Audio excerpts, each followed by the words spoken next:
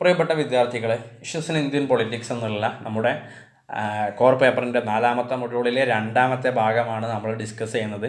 ഈ ഒരു ഭാഗം നമുക്ക് ഡിസ്കസ് ചെയ്യാനുള്ളത് കമ്മ്യൂണലിസം എന്ന് വെച്ചാൽ വർഗീയതാണ് കേട്ടോ.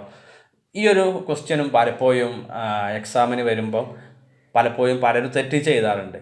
അപ്പോൾ കമ്മ്യൂണലിസം എന്ന് വെച്ചാൽ വർഗീയത എന്നുള്ളതാണ് അതിൻ്റെ മലയാളം. പലപ്പോഴും വിദ്യാർത്ഥികൾ ഈ കമ്മ്യൂണലിസം എന്നുള്ള ക്വസ്റ്റ്യൻ വന്നു കഴിഞ്ഞാൽ കമ്മ്യൂണിസ്റ്റ് പാർട്ടിയെക്കുറിച്ച് എഴുതാറുണ്ട്. കമ്മ്യൂണിസ്റ്റ് പാർട്ടിയെക്കുറിച്ചോ കമ്മ്യൂണിസം എന്നുള്ള ആശയത്തെക്കുറിച്ചോ അല്ല ഇത് പറയുന്നത്. ഇത് കമ്മ്യൂണലിസമാണ്. കമ്മ്യൂണലിസം എന്ന് വെച്ചാൽ വർഗീയത എന്നാണ് അതിൻ്റെ മലയാളം. കൃത്യമായിട്ടൊന്ന് ഓർത്തു വെക്കണം, എന്നിട്ട് മാത്രം മനസ്സിലാക്കുക. നേരത്തെ നമ്മൾ റീജണലിസവും റിലീജിയസ് ഫണ്ടമെൻ്റലിസവും രണ്ടാണെന്ന് പറഞ്ഞിരുന്നു. ഒന്ന് പ്രാദേശികവാദമാണ്, മറ്റൊന്ന് മതമൗലികവാദമാണ്. ഇനി ഇവിടെ കമ്മ്യൂണലിസം എന്ന് വെച്ചാൽ വർഗീയത എന്നാണ്. നേരെ മറിച്ച് കമ്മ്യൂണിസം എന്ന് വെച്ചാൽ ഒരു പാർട്ടിൻ്റെ ആശയമാണ്. അപ്പോൾ അത് രണ്ടും അങ്ങോട്ടും ഇങ്ങോട്ടും മാറാറുണ്ട്. അത് ശ്രദ്ധിക്കണം എന്നുള്ളതാണ് ആദ്യമായിട്ട് പറയാനുള്ളത്. അപ്പോൾ കമ്മ്യൂണലിസം എന്താണ്, വർഗീയത എന്നുള്ളതാണ് നമ്മൾ ഇവിടെ ഡിസ്കസ് ചെയ്യുന്നത്. അപ്പോൾ കമ്മ്യൂണലിസം എന്ന് വെച്ചാൽ നമുക്കറിയാം, ഇന്ത്യ വ്യത്യസ്ത മതങ്ങളും വ്യത്യസ്ത സംസ്കാരങ്ങളൊക്കെ ഉള്ള രാജ്യമാണ്. ഇന്ത്യയിൽ ഹിന്ദു ഉണ്ട്, മുസ്ലിമുണ്ട്, ക്രിസ്ത്യനുണ്ട്, സിഖ് മതവിശ്വാസികളുണ്ട്, ബുദ്ധമതവിശ്വാസികളുണ്ട്, ജൈന പാർസി മതവിശ്വാസികളുണ്ട്, ജൂയിഷ് വിഭാഗത്തിലുള്ള ആളുകളുണ്ട്. അപ്പോൾ അങ്ങനെ ഇന്ത്യയിൽ ലോകത്ത് ഏതെല്ലാം മതങ്ങളുണ്ടോ ആ മതങ്ങളിലുള്ളവരെല്ലാം ഇന്ത്യയിലുണ്ട്. അപ്പോൾ അങ്ങനെ ഒരുപാട് മതവിശ്വാസികൾ ഒരുമിച്ച് താമസിക്കുന്ന രാജ്യമാണ് ഇന്ത്യ, അല്ലേ? നമ്മൾ യൂണിറ്റി ആൻഡ് ഡൈവേഴ്സിറ്റി എന്നൊക്കെ പറയും, നാനാത്വത്തിൽ ഏകത്വം എന്നൊക്കെ. അപ്പോൾ അങ്ങനെ ഒരുപാട് പ്രത്യേകതകളുള്ള ഒരു രാജ്യമായിട്ടുള്ള ഇന്ത്യ, ആ രാജ്യത്തിൽ പലപ്പോഴും പല രീതിയിലും മതവിശ്വാസികൾ തമ്മിൽ അല്ലെങ്കിൽ വ്യത്യസ്ത മതവിഭാഗങ്ങൾ തമ്മിലൊക്കെ പ്രശ്നങ്ങൾ രൂപപ്പെടാറുണ്ട്.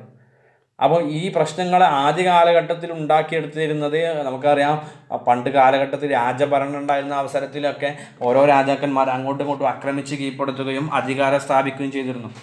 പിന്നീട് നമ്മുടെ നാട്ടിൽ ബ്രിട്ടീഷുകാർ വന്ന അവസരത്തിൽ അവർ സ്വീകരിച്ചിരുന്ന പ്രധാനപ്പെട്ട ഒരു പോളിസി തന്നെ ഡിവൈഡ് ആൻഡ് റൂൾ പോളിസിയാണ്. ജനങ്ങളെ ഭിന്നിപ്പിച്ച് ഭരിക്കുക എന്നുള്ളതിൻ്റെ അടിസ്ഥാനത്തിൽ അവർ പലപ്പോഴും അവരുടെ ഭരണം നിലനിർത്താൻ, ബ്രിട്ടീഷുകാർ ഭരണം നിലനിർത്തുന്നതിന് വേണ്ടിയിട്ട് അങ്ങോട്ടും ഇങ്ങോട്ടും വിഭാഗീയത സൃഷ്ടിച്ചിട്ട് മതവിശ്വാസികളെ തമ്മിൽ അടുപ്പിക്കുന്ന ഒരു ആശയമാണ് അവർ ഫോളോ ചെയ്തിരുന്നത്. അങ്ങനെ ഇന്ത്യയിൽ നമ്മൾ കഴിഞ്ഞ വർഷം നിങ്ങൾ കഴിഞ്ഞ സെമസ്റ്ററുകളൊക്കെ പഠിച്ചിട്ടുണ്ടാകും. 1909 മൊണ്ടേഗു ചെംസ്ഫോർഡ് റിഫോംസും 1909 മിൻറ്റോ മോർലി റിഫോംസും 19 മൊണ്ടേഗു ചെംസ്ഫോർഡ് റിഫോംസിലൊക്കെ അവർ മുസ്ലിം വിഭാഗത്തിനും സിഖ് വിഭാഗത്തിനും പ്രത്യേക മണ്ഡലങ്ങൾ ഏർപ്പെടുത്തുക, അങ്ങനെ ഇന്ത്യയിൽ ജനങ്ങൾക്കിടയിലുള്ള ഐക്യത്തെ പരമാവധി ഇല്ലാതാക്കാനുള്ള ശ്രമങ്ങളൊക്കെ അന്ന് അവർ നടത്തിയിരുന്നു എന്നുള്ളത് നമ്മൾ മുമ്പ് പഠിച്ചിട്ടുള്ളതാണ്. അതോടൊപ്പം 1947 ഇന്ത്യക്ക് സ്വാതന്ത്ര്യം കിട്ടുന്ന അവസരത്തിൽ ബ്രിട്ടീഷുകാരുടെ നേതൃത്വത്തിൽ അവർ ഇന്ത്യയെ പാകിസ്ഥാൻ എന്നും ഇന്ത്യ എന്നും 2 രാജ്യങ്ങളായിട്ട് വിഭജിക്കുകയും, അതായത് മതത്തിൻ്റെ അടിസ്ഥാനത്തിൽ വിഭജിക്കുകയും, പിന്നീട് അതുവഴി ഇന്ത്യയിലേക്ക് ഒരുപാട് ആളുകൾ പാകിസ്ഥാനിൽ നിന്നും കടന്നു വരികയും ഇന്ത്യയിൽ നിന്ന് ഒരുപാട് പേര് പാകിസ്ഥാനിലേക്ക് പോവുകയും ചെയ്തിട്ടുണ്ട്. അപ്പോൾ അതുവഴി ഒരുപാട് കമ്മ്യൂണൽ ഇഷ്യൂസ് നമ്മുടെ നാട്ടിൽ ഉണ്ടായിട്ടുണ്ട്. അപ്പോൾ ഇന്നും നമ്മുടെ നാട്ടിലെ ഏറ്റവും പ്രധാനപ്പെട്ട പ്രശ്നങ്ങളിൽ ഒന്നാണ് കമ്മ്യൂണലിസം അഥവാ വർഗീയത എന്ന് പറയുന്നത്. അപ്പോൾ നമ്മളെ ഒരുപാട് ഇഷ്യൂസ് നമ്മുടെ ഇന്ത്യ രാജ്യത്ത് ഇതുമായി ബന്ധപ്പെട്ട്, അതായത് വർഗീയതയുമായി ബന്ധപ്പെട്ട് ഉയർന്നു വന്നിട്ടുണ്ട് എന്നുള്ളത് നമുക്കെല്ലാവർക്കും അറിയുന്നതാണ്. ഒരു നിത്യസംഭവമായിട്ട് ഈ ഒരു വർഗീയത എന്നുള്ളത് മാറിക്കൊണ്ടിരിക്കുന്നുണ്ട് എന്നുള്ളതാണ് ഇവിടെ പറയുന്നത്. അപ്പോൾ എന്താണ് വർഗീയത എന്നുള്ളതിൻ്റെ അതിൻ്റെ ഒരു ഡെഫിനിഷനാണ് പറയുന്നത്. അപ്പോൾ വർഗീയത എന്ന് പറഞ്ഞാൽ W.C. സ്മിത്ത് കൊടുത്തിട്ടുള്ള ഒരു ഡെഫിനിഷൻ ഇവിടെ കൊടുത്തിട്ടുണ്ട്. സാമൂഹികമായും സാമ്പത്തികമായും രാഷ്ട്രീയമായും മതവിഭാഗങ്ങൾക്കിടയിൽ പ്രത്യേകം തരംതിരിവുകൾ ഉണ്ടാക്കിയെടുക്കുന്നതിനുള്ള ശ്രമങ്ങളാണ് കമ്മ്യൂണലിസം എന്നതായിട്ട് അദ്ദേഹം കണക്കാക്കുന്നത്.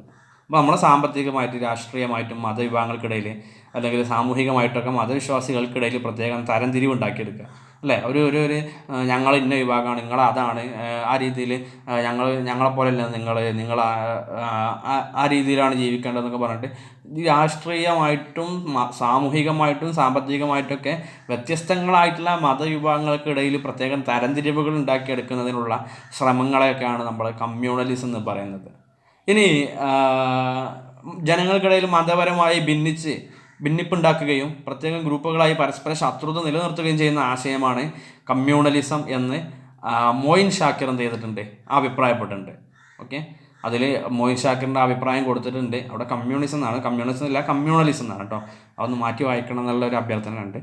അപ്പോൾ ജനങ്ങൾക്കിടയിൽ ഇത്തരത്തിൽ സ്വന്തം മതവിഭാഗത്തോട് കൂടുതൽ അടുപ്പം, നമുക്ക് നമ്മുടെ മതവിഭാഗത്തോട് കൂടുതൽ സ്നേഹം, എന്നാൽ ബാക്കിയുള്ളവരൊക്കെ എതിർ വിഭാഗങ്ങളായിട്ട് കാണുകയും അവരോട് കൂടുതൽ സംഘർഷം മനോഭാവം നിലനിൽക്കുന്നതുമായി സമൂഹത്തിൽ എപ്പോഴും പ്രശ്നങ്ങൾ ഉണ്ടാവാനേ അത് സഹായിക്കുള്ളൂ അല്ലേ. എപ്പോഴും പ്രശ്നങ്ങളായിരിക്കും. പരസ്പരം നമ്മൾ യൂണിറ്റി ഇൻ ഡൈവേഴ്സിറ്റി, നാനാത്വത്തിൽ ഏകത്വം എന്ന് പറയുമ്പോൾ നമ്മളൊരു അതിൻ്റെ കൂടെ ഒരു ചൊല്ലുകൂടി പറയാറുണ്ട്, ഒരുമയുണ്ടെങ്കിൽ ഒലക്കമേലും കടക്കാന്നുള്ള. അപ്പോൾ ആ ഒരു അർത്ഥത്തിലാണ് നമ്മളിവിടെ ഡിസ്കസ് ചെയ്യുന്നത്. പക്ഷേ പലപ്പോഴും ഈ ഒരു ഒരുമ നമ്മൾ ഒരുമിച്ച് വികസനത്തിലും അല്ലെങ്കിൽ രാജ്യത്തിൻ്റെ പ്രവർത്തനങ്ങളിലൊക്കെ ഒരുമിച്ച് പങ്കാളികളാകുന്നതിന് പകരം പലപ്പോഴും നമ്മുടെ ഒരുമ ഇല്ലാതാക്കാൻ പല വിഭാഗങ്ങളും ശ്രമിക്കാറുണ്ട്. അതിനെയാണ് നമ്മളിവിടെ വർഗീയത എന്ന് പറയുന്നത്. അപ്പോൾ ഇന്ത്യ ജനാധിപത്യം സമകാലിക ലോകത്ത് നേരിടുന്ന ഏറ്റവും പ്രധാനപ്പെട്ട വെല്ലുവിളികളിൽ ഒന്നാണ് ഈ ഒരു കമ്മ്യൂണലിസം എന്ന് പറയുന്നത്. അപ്പോൾ ഇത് വലിയൊരു പ്രശ്നമായിട്ട് ഇന്ത്യയിൽ നിലനിൽക്കുന്നുണ്ട്. വളരെ കാലമായിട്ട് ഇന്ത്യയിൽ പ്രധാനപ്പെട്ട ഒരു പ്രശ്നമാണ് ഈ വർഗീയത എന്നുള്ളത്. അപ്പോൾ നമ്മുടെ ഇന്ത്യയിൽ വർഗീയത വളരാനായിട്ട് കാരണമായിട്ടുള്ള ഒരുപാട് റീസൺസ് ഉണ്ട്. അതായത് ഇന്ത്യയിൽ വർഗീയത വളർത്തിയിട്ടുള്ള പ്രധാനപ്പെട്ട ഘടകങ്ങൾ എന്തൊക്കെയാണെന്നുള്ളതാണ് ഇനി നമുക്ക് ഡിസ്കസ് ചെയ്യുന്നത്. അപ്പോൾ അതിൽ പ്രധാനമായിട്ടും പറയുന്നത് ഇന്ത്യയിലെ വർഗീയ പാർട്ടികളുടെയും വർഗീയ സംഘടനകളുടെയും സ്വാധീനം. ഇന്ത്യയിൽ ഒരുപാട് വർഗീയ പാർട്ടികളുണ്ട്, ഒരുപാട് വർഗീയ സംഘടനകളുണ്ട്. അപ്പോൾ അത്തരം പാർട്ടികളുടെയും സംഘടനകളുടെയൊക്കെ സ്വാധീനം വഴി ഒരുപാട് രാഷ്ട്രീയ പ്രശ്നങ്ങളുടെ അടിസ്ഥാനത്തിൽ ജനങ്ങൾ പരസ്പരം ഭിന്നിപ്പിച്ചിട്ടുണ്ട്, അല്ലെങ്കിൽ ജനങ്ങൾ പരസ്പരം ഭിന്നിപ്പിന് വിധേയരായിട്ടുണ്ട്. അപ്പോൾ ആ ഒരു പ്രശ്നങ്ങൾ നമ്മുടെ നാട്ടിൽ ഇപ്പോഴും നിലനിൽക്കുന്നുണ്ടെന്നുള്ളതാണ്. ഉദാഹരണത്തിന് നമ്മുടെ ഇന്ത്യ പാകിസ്ഥാൻ വിഭജനം തന്നെ മതത്തിൻ്റെ അടിസ്ഥാനത്തിലായിരുന്നു. അപ്പോൾ ഇന്ത്യയിലെ സാധാരണക്കാർക്കോ പാകിസ്ഥാനിലെ സാധാരണക്കാർക്കോ ഒരിക്കലും രണ്ട് രാജ്യം എന്നുള്ള ആശയമൊന്നും ഉണ്ടായിരുന്നില്ല. പകരം അന്നത്തെ കാലഘട്ടത്തിലെ ചില പൊളിറ്റിക്കൽ ലീഡേഴ്സിൻ്റെ പ്രവർത്തനങ്ങൾ, അവരുടെ ആശയങ്ങളൊക്കെയാണ് പിന്നീട് ഇന്ത്യ പാകിസ്ഥാൻ വിഭജനത്തിലേക്ക് നയിച്ചത്. അങ്ങനെ ഇന്ത്യ പാകിസ്ഥാൻ വിഭജനം ഉണ്ടായി. പക്ഷേ രണ്ട് രാജ്യത്തും ഇന്ത്യയിലും പാകിസ്ഥാനിലും ഒരുപാട് സാധാരണക്കാരാണ് ഇതിൻ്റെ പ്രശ്നങ്ങളൊക്കെ അനുഭവിച്ചത്. ലക്ഷക്കണക്കിന് ആൾക്കാർ മരണപ്പെട്ട്, അതിലേറെ ആളുകൾ പലപ്പോഴും വീട്ടിൽ നിന്ന് പുറത്താക്കപ്പെട്ട് ഭവനരഹിതരായി, ഒരുപാട് ആളുകളുടെ വിദ്യാഭ്യാസം നഷ്ടപ്പെട്ട്, ഒരുപാട് കുട്ടികൾക്ക് അച്ഛനമ്മമാരില്ലാതായി, ഒരുപാട് സ്ത്രീകൾ ബലാത്സംഗം ചെയ്യപ്പെട്ട്, ഒരുപാട് ആളുകൾക്ക് അവരുടെ ഉപജീവനവും മനുഷ്യാവകാശങ്ങളൊന്നും കിട്ടാത്ത അവസ്ഥ വന്നു. പട്ടിണി കിടന്ന് ഒരുപാട് കാലം ഈ കോൺസെൻട്രേഷൻ ക്യാമ്പുകളിൽ കഴിയുന്നത് പോലെ നമ്മൾ ക്യാമ്പുകളിൽ കഴിയേണ്ട അവസ്ഥയൊക്കെ അന്നത്തെ വാർത്തകളിലൊക്കെ ഉണ്ടായിരുന്നു. അപ്പോൾ ആ ഒരു പ്രശ്നങ്ങളൊക്കെ ഉണ്ടാക്കിയെടുത്തത് ചില രാഷ്ട്രീയ പാർട്ടികളുടെയും സംഘടനകളുടെയും സ്വാധീനത്തിൻ്റെ അടിസ്ഥാനത്തിലാണ്.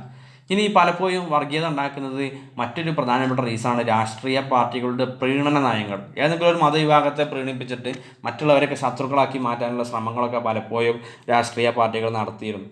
പിന്നെ വർഗീയത എപ്പോഴും പറയുന്ന മാധ്യമങ്ങൾ ഉണ്ടാവുക എന്നുള്ളതും, പിന്നെ സാഹിത്യത്തിൽ, അതായത് എഴുത്തുകളിൽ രചനകളിലൊക്കെ ഒരു വിഭാഗത്തെ ശത്രുക്കളായിട്ട് കാണുകയും ഒരു വിഭാഗത്തെ അന്ധമായി സ്നേഹിക്കണമെന്ന് പറയുകയും ചെയ്യുന്നത്, അത്തരത്തിൽ വർഗീയത ഉയർന്നു വന്നിട്ടുണ്ട്. പിന്നെ സാമ്പത്തിക പിന്നോക്കാവസ്ഥ, സാമ്പത്തികമായിട്ട് ജനങ്ങൾ പിന്നിലാകുമ്പം അവിടെയും വർഗീയത വളർത്താൻ വളരെ എളുപ്പമാണ്.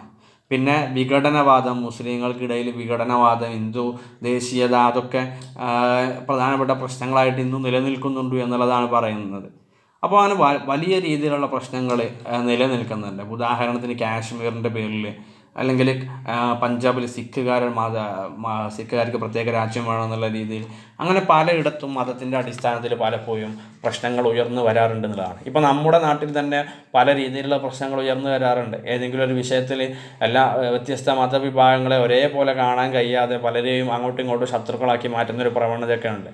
അപ്പം അങ്ങനെ പലപ്പോഴും വർഗീയത എന്നുള്ളത് നമ്മുടെ നാടിൻ്റെ വികസനത്തിനും മതേതരത്വത്തിനൊക്കെ എപ്പോഴും തടസ്സം നേരിടുന്ന, അല്ലെങ്കിൽ നമ്മൾ all Indians are my brothers and sisters, നമ്മളെല്ലാ ഇന്ത്യക്കാരും പരസ്പരം സഹോദരന്മാരാണെന്ന് വെറും പ്ലഡ്ജിൽ മാത്രം, അസംബ്ലിയിലൊക്കെ പറയുന്ന ഒരു ആശയം മാത്രമായിട്ട് മാറുകയും പലപ്പോഴും ഒരു വിഭാഗത്തിനും മറ്റൊരു വിഭാഗത്തോട് എതിർപ്പുണ്ടാകുകയും ചെയ്യുന്ന ഒരു ആശയമായിട്ട് ഇപ്പോഴും നിലനിൽക്കുന്ന ഒരു ആശയമാണ് ഈ വർഗീയത എന്ന് പറയുന്നത്. അപ്പോൾ ജനാധിപത്യത്തിൻ്റെ ഏറ്റവും പ്രധാനപ്പെട്ട ഒരു തടസ്സമായിട്ട് നിൽക്കുന്നതും അതോടൊപ്പം പുരോഗതി അല്ലെങ്കിൽ ഡെവലപ്മെൻറ്റ് ഉണ്ടാക്കുന്നതിന് ഏറ്റവും പ്രധാനപ്പെട്ട ഒരു തടസ്സമായി നിൽക്കുന്നതുമായിട്ടുള്ള ഒരു ആശയം കൂടിയാണ് ഈ വർഗീയത എന്ന് പറയുന്നത്.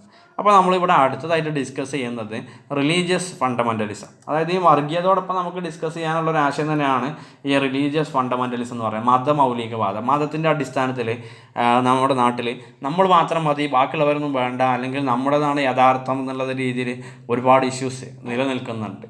അപ്പോൾ മതേതരത്വത്തിനെതിരായിട്ടുള്ള ഒരു പ്രതികരണമായി, മതേതരത്വം എന്ന് വെച്ചാൽ എല്ലാവർക്കും ഇഷ്ടമുള്ള മതം സ്വീകരിക്കാനോ അതടിസ്ഥാനത്തിൽ ജീവിക്കാനോ ഒക്കെ ഉള്ള അധികാരം നൽകുന്ന ഒരു ആശയമാണ് മതേതരത്വം എന്ന് പറയുന്നത്. അപ്പോൾ ആ മതേതരത്വത്തിൻ്റെ നേർവിപരീതമായിട്ടുള്ള ഒരു ആശയമാണ് മതമൗലികവാദം എന്ന് പറയുന്നത്. മതമൗലികവാദം എന്താണെന്ന് നോക്കാം.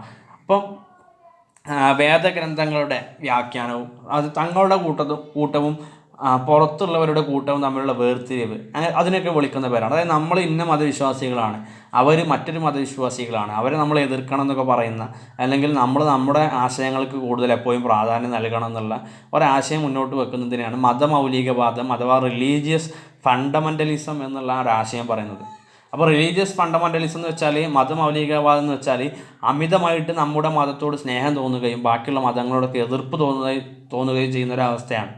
അപ്പോൾ ആ ഒരു രീതിയിൽ മതമൗലികവാദം എന്നുള്ളത് ഒരു പ്രധാനപ്പെട്ട പ്രശ്നമായിട്ട് നിലനിൽക്കുന്നുണ്ട്. ഉദാഹരണത്തിന് ലോകത്ത് ഏതെല്ലാം മതവിശ്വാസികളുണ്ടോ ആ മതവിശ്വാസികളൊക്കെ മതമൗലികവാദവുമായി ബന്ധപ്പെട്ടവരാണ്.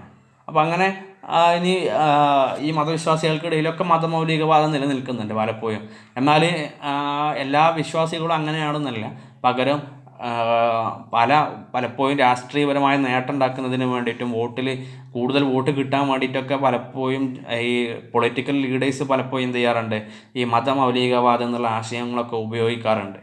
അപ്പോൾ അങ്ങനെ ഇന്ത്യൻ്റെ ജനാധിപത്യത്തിനും ഇന്ത്യയിലെ മാർക്കറ്റ് സിസ്റ്റത്തിനൊക്കെ ഏറ്റവും പ്രധാനപ്പെട്ട ഒരു ഭീഷണിയായിട്ട് നിലനിൽക്കുന്നതാണ് ഈ മതമൗലികവാദം എന്നുള്ളത്. അപ്പോൾ ഈ ഒരു മതമൗലികവാദവുമായി ബന്ധപ്പെട്ട എക്സാമ്പിൾ ചോദിച്ചു കഴിഞ്ഞാൽ, ലോകത്ത് ഏതെല്ലാം മതങ്ങളുണ്ടോ ആ മതങ്ങൾക്കൊക്കെ മതമൗലികവാദമുണ്ട്. ഉദാഹരണത്തിന് നമ്മളിപ്പോൾ ഹിന്ദു ഫണ്ടമെൻ്റലിസം ഉണ്ട്, ഇസ്ലാമിക് ഫണ്ടമെൻ്റലിസം ഉണ്ട്, ക്രിസ്ത്യൻ ഫണ്ടമെൻ്റലിസം ഉണ്ട്.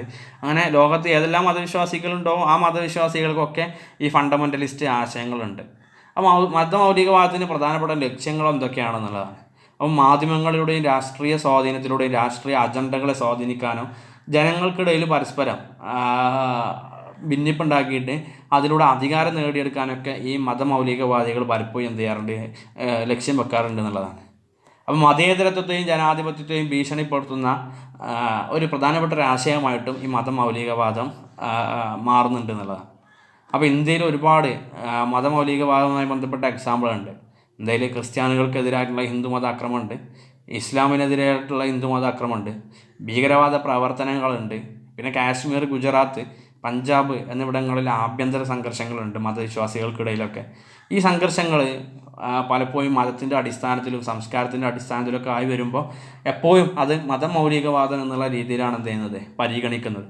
അപ്പോൾ മതമൗലികവാദം എന്നുള്ളത് ഇന്ത്യയിലെ ഏറ്റവും പ്രധാനപ്പെട്ട പ്രശ്നങ്ങളിൽ ഒന്നായിട്ട് നിലനിൽക്കുന്നുണ്ട് എന്നുള്ളതാണ് നമ്മളിവിടെ പറഞ്ഞിട്ടുള്ളത്. അപ്പോൾ മതമൗലികവാദം അതിൻ്റെ തുടർച്ച തന്നെയാണ് കമ്മ്യൂണലിസം അഥവാ വർഗീയത എന്ന് പറയുന്നത്. ഓക്കെ, അപ്പോൾ മതമൗലികവാദവുമായി ബന്ധപ്പെട്ടിട്ടുള്ള പ്രശ്നങ്ങൾ നമ്മുടെ രാജ്യത്ത് വളരെയധികം നിലനിൽക്കുന്നുണ്ട് എന്നും നമ്മുടെ രാജ്യം ഓരോ മതവിഭാഗവും രാജ്യത്തിൻ്റെ ഐക്യത്തിന് വേണ്ടി പ്രവർത്തിക്കണം എന്നുള്ളതാണ് ഈ ഒരു ഭാഗത്തിൽ നമുക്ക് ഡിസ്കസ് ചെയ്യാനുള്ള പ്രധാനപ്പെട്ട ആശയം എന്ന് പറയുന്നത്.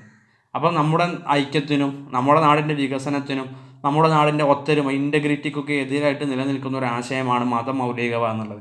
നമ്മുടെ രാജ്യത്തിൻ്റെ വിശ്വാസം അനുസരിച്ചിട്ട്, നമ്മുടെ രാജ്യത്തിൻ്റെ ഭരണഘടന അനുസരിച്ചിട്ട് നമ്മൾ ആർട്ടിക്കിൾ 25 പറയുന്നത് right to the freedom of religion, ഇഷ്ടമുള്ള ആളുകൾക്ക് ഇഷ്ടമുള്ള മതം സ്വീകരിക്കാം, അതിൻ്റെ ആചാരാനുഷ്ഠാനങ്ങൾ ഫോളോ ചെയ്യാം, അതിൻ്റെ പ്രവർത്തനങ്ങളുമായിട്ട് മുന്നോട്ട് പോകാം.